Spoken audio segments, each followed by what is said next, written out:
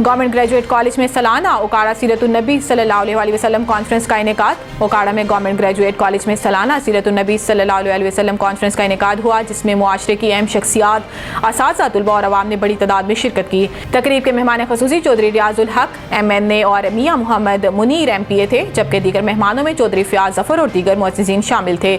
تقریب میں شامل مقررین میں ڈاکٹر عبدالماجد کشمیری اور پروفیسر ڈاکٹر مفتی عبدالباسط خان سمیت مختلف علماء اور ماہرین شامل تھے۔ مقررین نے اخلاق نبی اور عصر حاضر، حقوق رسالت اور ہماری ذمہ داریاں جیسے موضوعات پر روشنی ڈالی۔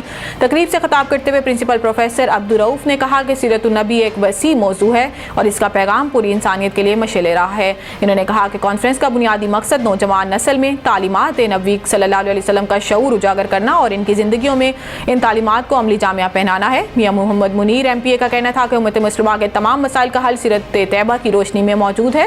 انہوں نے اس بات پر زور دیا ہے کہ نوجوان نسل کو تعلیم نبی پر عمل پیرا ہونے کی ضرورت ہے تاکہ وہ اپنے کردار عمل سے معاشرے کی تعمیر میں مثبت کردار ادا کر سکیں۔ مقررین نے اتحاد بین المسلمین کو فروغ دینے کے لیے سیرت النبی صلی اللہ علیہ وسلم کو اہم ترین ذریعہ قرار دیا۔